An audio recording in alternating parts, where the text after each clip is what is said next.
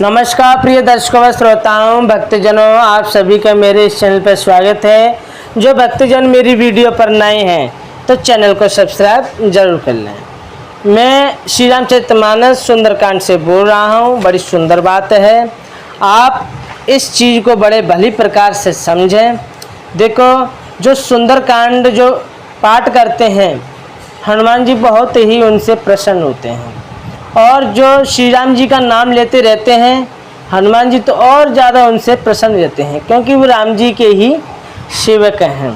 तो मेरा कहने का मतलब ये है कि आपको प्रतिदिन श्री रामचरितमानस पढ़नी चाहिए। ज़्यादा नहीं, 2 पेज तो आपको पढ़ने चाहिए, क्योंकि प्रभु का भजन करने से मन पवित्र होता है। मन पवित्र होता है, मन प्रभु के चरणों में लगेगा, और हमें हर समय प्रभु श्री राम जी का नाम लेते रहना चाहिए। मैं आज इस विषय पर बोलना चाहता हूँ कि अभी तक तो लोगों ने यही सुना होगा कि हनुमान जी ने पूरी लंका को जलाया था। हाँ, पूरी लंका को हनुमान जी ने ही जलाया था। जो 49 पवनें जो चली थीं, उनकी जो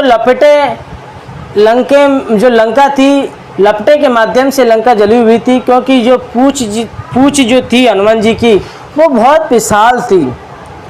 जब विशाल पूंछ में जब आग लगेगी तो उस विशाल आग का जब हवा के माध्यम से, पवनों के माध्यम से उस लंका का सर्वनाश हो गया।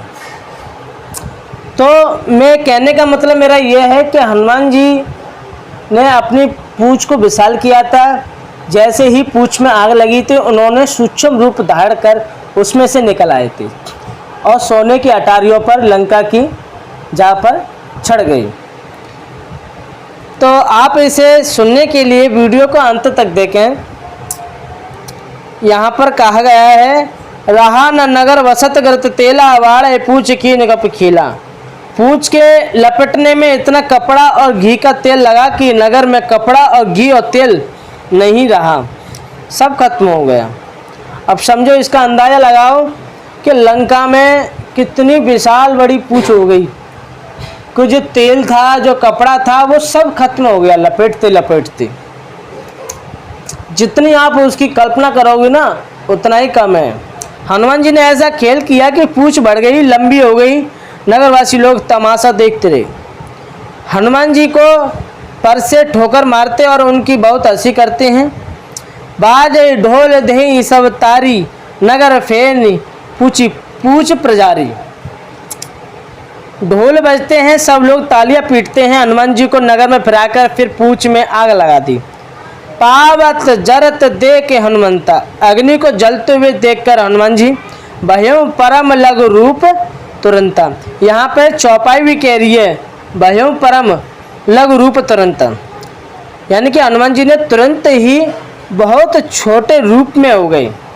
अग्नि को जलते हुए देखकर जैसे ही पूंछ में आग लगी, हनुमान जी ने पीछे की ओर देखा तो तुरंत ही वो छोटे रूप में हो गए।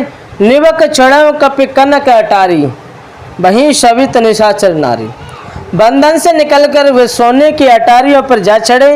उनको देखकर राक्षस जो स्त्रियां हैं वो बड़ी भयभीत हो गई कि ये क्या हुआ। हरि प्रेरित तय अवसर चले मरतो 49। उस समय भगवान की प्रेरणा से 49 पवनें चलने लगी। हुआ क्या कि उनकी जो पूंछ थी वो विशाल हुई थी। जैसे ही पूंछ में आग लगी और जब तेल में जो कपड़ा है, कपड़े से तेल लपेटा गया, तो क्या है कि पूंछ ने तुरंत अग्नि पकड़ ली, तो एकदम विशाल हो गई वो आग। और जैसे ही पूंछ में आग लगते ही हनुमान जी ने देखा, तुरंत ही उन्होंने छोटा रूप धारण कर उसमें से निकल आए और सोने की अटारियों पर जा खड़े हुए और पूंछ में आग लग गई। इतनी विशाल आग हो गई, बहुत ही, उसका अगर आप कल्पना भी करोगे तो वो कल्पना भी तुम्हारी कम है। ठीक है, तो फिर क्या हुआ कि उस समय भगवान की प्रेरणा से 49 पवनें चलने लगी। जब विशाल आग थी और हवाएं इतनी तेजी से चलने लगी, 49 पवनें, यानी कि 10 दिशाओं में 49 पवनें के इस तरीके से चलना हुआ कि चारों तरफ से लंका जल गई बुरी तरीके से। अट्टहास करी घर जा कप उड़ी लाग अगास। तो हनुमान जी सोने की अटारियों पर जा चढ़े तो हनुमान जी ने अट्टहास करके गरजे और भड़कर आकाश से जा लगे। फिर है देह विशाल परम अरुआई मंदिर ते मंदिर चढ़ जाई। तो देह बड़ी विशाल कर ली परंतु बहुत ही हल्की थी, उनकी फुर्तीली थी। वे दौड़कर एक महल से दूसरे महल पर चढ़ जाते हैं। नगर जल रहा है, लोग बेहाल हो रहे हैं। आग की करोड़ों भयंकर लपटें झपट रही हैं, कभी इधर कभी उधर। तात मात तो ऐ सुने पुकारा ही अभिसर को हमें युवारा।